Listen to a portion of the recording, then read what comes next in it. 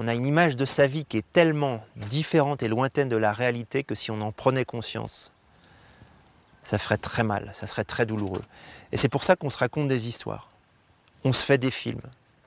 On s'invente des histoires où on se positionne soit en tant que victime, soit en tant que sauveur.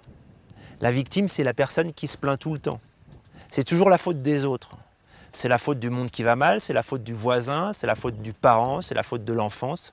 Et finalement, on se réfugie dans une situation où ce n'est pas de notre faute. On n'est pas responsable de ce qui nous arrive. Ou alors, le deuxième scénario qu'on se raconte, c'est qu'on cherche à aider les autres.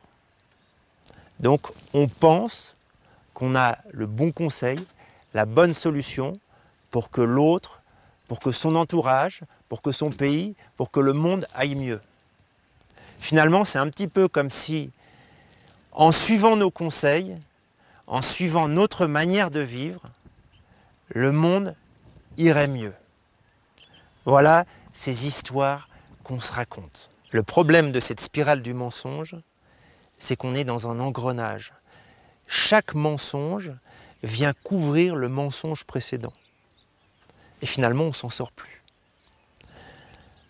Alors, pour s'engager sur le chemin de la vérité, pour décider d'être honnête avec soi-même, pour quitter toutes ces histoires qu'on se raconte, ça va demander du courage. Le courage de se regarder en face. Et la meilleure manière de se regarder en face, c'est de regarder nos miroirs. Et nos miroirs, ce sont les autres qui nous les montrent. C'est les autres qui vont nous dire qu'est-ce qui ne va pas chez nous, ce qui les blesse, en quoi on pourrait changer. Et pour qu'ils puissent nous le dire, il faut qu'on s'ouvre à ça, qu'on les autorise à se confier à nous. Ce qui n'est pas évident pour eux. Ça leur demande aussi du courage. Pour être prêt à changer, il va falloir donc s'ouvrir aux critiques et se remettre en question. Et se poser la question, qu'est-ce qui fait que telle personne vit ce qu'elle vit à travers mes comportements? Et souvent, ce n'est pas une seule personne, c'est 2, 3, 4, c'est tout mon entourage qui dit la même chose. Alors, il va falloir recevoir ça comme un cadeau que l'autre nous fait. Plus encore, comme un cadeau que l'on se fait à soi-même. Puisque finalement, on cherche, nous, à changer. Et parfois, on peut être tenté de voir chez l'autre ce qui ne va pas. Oui, il me traite d'égoïste, il me traite d'hypocrite, mais est-ce que lui, il se regarde? Est-ce que lui, il s'est vu? Mais finalement, ça, c'est son problème. C'est sa responsabilité. Si lui veut se mettre en question, si lui veut changer, c'est à lui de faire le travail. Et dans ce cadre-là, ce qui nous intéresse, nous, c'est notre propre changement. Comme disait Gandhi, sois le changement que tu veux voir dans le monde. En sachant que si je me mets à changer, mon entourage va se mettre à changer. Et c'est la première conséquence de ce travail d'écouter ce que nous disent les autres. C'est de voir notre vie qui change, de voir les choses qui commencent à changer tout autour de nous. La deuxième clé, c'est d'être honnête avec soi-même. C'est de sortir de l'ambivalence, de l'ambiguïté, de la confusion, en se posant la question de nos motivations. Qu'est-ce qui me pousse à faire quelque chose? Qu'est-ce qui me pousse à poser telle ou telle action?